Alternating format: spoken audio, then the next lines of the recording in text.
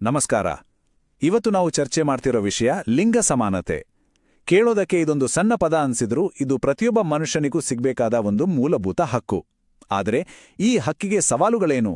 ಸಮಾನತೆಯ ಕಡೆಗೆ ನಮ್ಮ ದಾರಿ ಹೇಗಿರಬೇಕು? ಬನ್ನಿ ಇದರ ಬಗ್ಗೆ ಇವತ್ತು ಮಾತಾಡೋಣ. ಹಿಲರಿ ಕ್ಲಿಂಟನ್ ಅವರ ಈ ಮಾತು ಎಷ್ಟು ಪವರ್ಫುಲ್ ಆಗಿದೆ ಅಲ್ಲ.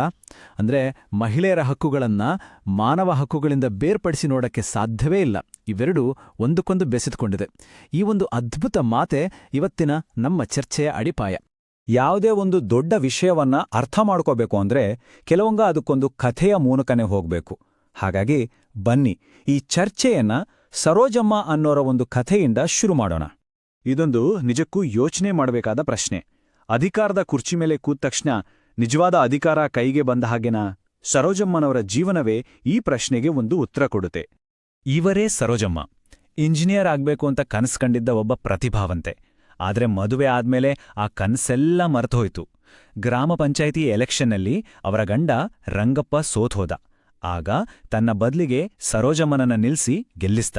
ಹೆಸರಿಗೆ ಸರೋಜಮ್ಮ ಚುನಾಯಿತ ಪ್ರತಿನಿಧಿ, ಆದರೆ ಸಭೆಯಲ್ಲಿ ಏನ ಮಾತಾಡಬೇಕು, ಯಾವುದಕ್ಕೂ ಓಟ್ ಹಾಕಬೇಕು ಅನ್ನೋದನ್ನೆಲ್ಲ ಡಿಸೈಡ್ ಮಾಡೋದು ಅವರ ಗಂಡ ರಂಗಪ್ಪನೇ. ಸಭೆಗಳಲ್ಲಿ ನೋಡಿ, ಸರೋಜಮ್ಮ ಮತ್ತು ಅವರ ತರದ ಬೇರೆ ಮಹಿಳಾ ಪ್ರತಿನಿಧಿಗಳಿಗೆ ಊಟದ ವ್ಯವಸ್ಥೆ ನೋಡ್ಕೊಳ್ಳೋದು, ಡಾಕ್ಯುಮೆಂಟ್ಸ್ಗಳ ಜಿರಾಕ್ಸ್ ತೆಗೆಸೋದು, ಈ ತರಹದ ಸಣ್ಣ ಪುಟ್ಟ ಕೆಲಸಗಳನ್ನ ಕೊಡ್ತಾರೆ ಅಷ್ಟೇ.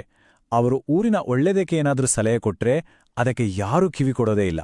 ಅಂದ್ರೆ ಅವರ ಅಧಿಕಾರ ಕೇವಲ ಹೆಸರಿಗೆ ಮಾತ್ರ. ಅವರ ಧ್ವನಿಯನ್ನ ಸಂಪೂರ್ಣವಾಗಿ ಹತ್ತಿಕ್ಕಲಾಗುತ್ತೆ. ಸರೋಜಮ್ಮನವರ ಕತೆ ಕೇವಲ ಅವರೊಬ್ಬರದಲ್ಲ ಅಲ್ವಾ? ಇದು ನಮ್ಮ ಸಮಾಜದಲ್ಲಿ ಎಷ್ಟು ಆಳವಾಗಿ ಬೇರೂರಿರುವ ಲಿಂಗ ತಾರತಮ್ಯದ ಒಂದು ಪ್ರತಿಬಿಂಬ ಅಷ್ಟೆ. ಸರಿ, ಈ ತಾರತಮ್ಯದ ಬೇರುಗಳು ಎಲ್ಲಿವೆ ಅಂತ ಸ್ವಲ್ಪ ನೋಡೋಣ ಬನ್ನಿ. ಇದಕ್ಕೆಲ್ಲ ಮೂಲ ಕಾರಣ ಏನು ಗೊತ್ತಾ? ರೂಢಿಗತ ಮಾನಸಿಕತೆ ಅಥವಾ ಜೆಂಡರ್ ಸ್ಟೀರಿಯೋಟೈಪ್. ಅಂದ್ರೆ ಗಂಡು ಅಂದ್ರೆ ಹೀಗಿರ್ಬೇಕು, ಹೆಣ್ಣಂದ್ರೆ ಹೀಗಿರ್ಬೇಕು ಅಂತ ಸಮಾಜವೇ ಒಂದು ಚೌಕಟ್ಟು ಹಾಕ್ಬಿಡುತ್ತೆ. ಒಂದು ಮಗು ಹುಟ್ಟಿದಾಗಿಂದಲೇ ಅದರ ಬದುಕನ್ನ ಸೀಮಿತಗೊಳಿಸಲಾಗುತ್ತೆ. ಅದರಲ್ಲೂ ಹೆಣ್ಣು ಮಕ್ಕಳ ವಿಷಯದಲ್ಲಂತೂ ಅವಕಾಶಗಳನ್ನ ಮೊಳಕೆಯಲ್ಲೇ ಚೂಟಿ ಹಾಕಲಾಗುತ್ತೆ. ಈ ಸ್ಲೈಡಲ್ಲಿರೋ ಗ್ರಾಫ್ ನೋಡಿ. ಆ ಮಾನಸಿಕತೆಯ ಪರಿಣಾಮ ಈ ನಂಬರ್ಗಳಲ್ಲಿ ಸ್ಪಷ್ಟವಾಗಿ ಕಾಣಿಸುತ್ತೆ. ನಮ್ಮ ದೇಶದಲ್ಲಿ ಪುರುಷರ ಸಾಕ್ಷರತಾ ಪ್ರಮಾಣ 82% ಇದ್ರೆ ಮಹಿಳೆಯರದು ಕೇವಲ 65%.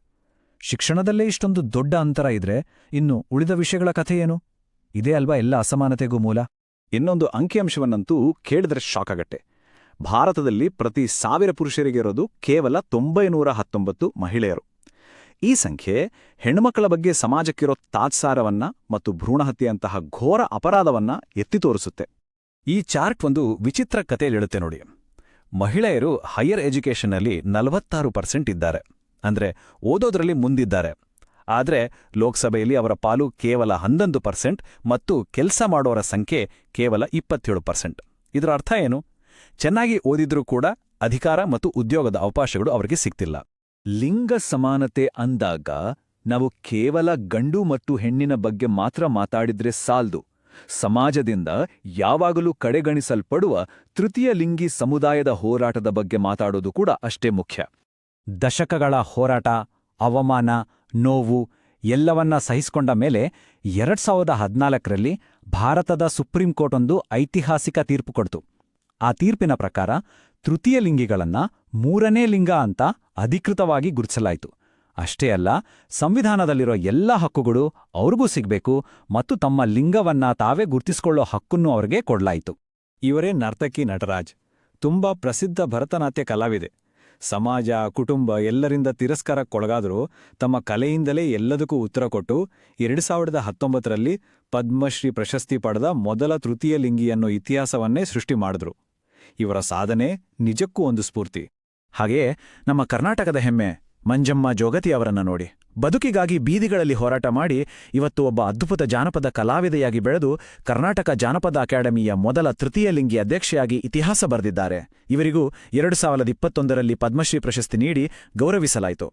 ಮಂಜಮ್ಮನವರ ಈ ಮಾತು ಎದೆಗೆ ಚುಚ್ಚಿದ ಹಾಗೆ ಆಗುತ್ತೆ ಅಲ್ವಾ? ನಾವು ಮಾಡೋದು ಭಿಕ್ಷೆಯಲ್ಲ, ನಮ್ಮನ್ನು ಒಪ್ಪಿಕೊಳ್ಳೋಕ್ಕಾಗದ ಸಮಾಜ ನಮಗೆ ಕಟ್ಟುತ್ತಿರುವ ದಂಡ ಅನ್ನುವ ಅವರ ಮಾಟಲ್ಲಿ ನೋವಿದೆ, ಒಂದು ಸವಾಲಿದೆ ಮತ್ತು ತಮ್ಮ ಘನತೆಗಾಗಿರೋ ಹೋರಾಟ ಇದೆ.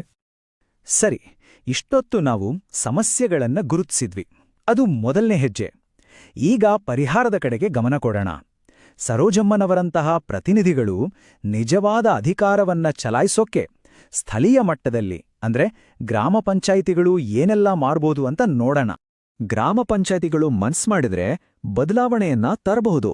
ಮೊದಲನೇದಾಗಿ ಲಿಂಗ ಅಸಮಾನತೆಯ ವಿಷಯಗಳನ್ನ ಪಂಚಾಯಿತಿ ಸಮಿತಿಗಳ ಗಮನಕ್ಕೆ ತರಬೇಕು. ಎರಡನೇದಾಗಿ ಸಮಾನತೆಗಾಗಿ ಅಂತಾನೆ ವಿಶೇಷ ಸಮಿತಿಗಳನ್ನ ರಚಿಸಬೇಕು. ಮೂರನೇದಾಗಿ ಜನರಲ್ಲಿ ಜಾಗೃತಿ ಮೂಡಿಸೋಕೆ ಅಭಿಯಾನಗಳನ್ನ ಮಾಡಬೇಕು.